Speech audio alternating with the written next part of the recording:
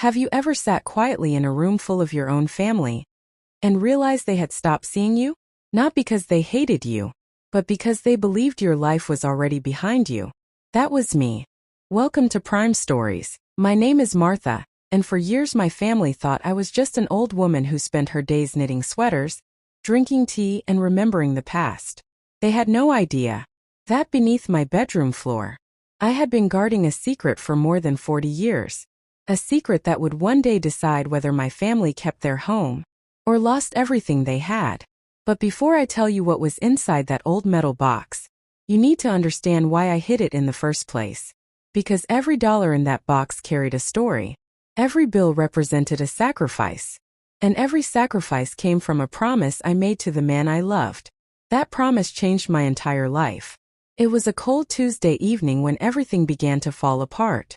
The rain had been beating against our windows since afternoon. I remember sitting in my old rocking chair by the fireplace, knitting a tiny blue sweater for my youngest great-grandson. The room smelled of coffee that had gone cold hours earlier. Normally, our house was filled with laughter. That night felt different. The walls themselves seemed heavy. I could hear my grandson David pacing across the dining room floor. Back and forth. Back and forth. Every step sounded heavier than the last. Then he slammed a stack of papers onto the table so hard that I nearly dropped my knitting needles. I can't do this anymore. His voice shook with frustration. I've called every bank in town. They all said no. I've asked every friend I have. They either can't help or they don't want to. His wife Sarah sat across from him with tears quietly rolling down her cheeks. She tried to smile for him. She really did. But you know something about pain? Sometimes it refuses to stay hidden. I don't know what else to do, she whispered. The mortgage company called again today. David covered his face with both hands.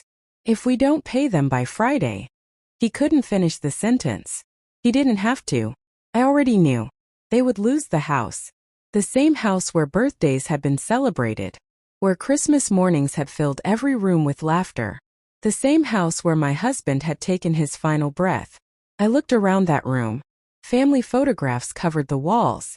Pictures of graduations, weddings, babies taking their first steps. So many beautiful memories. And yet, no one looked at me. Not once. I don't blame them. When people see an old woman sitting quietly in the corner, they assume she's simply listening. They don't imagine she's thinking, or remembering, or carrying answers they haven't even thought to ask. I kept knitting. Click, click, click. The sound of those needles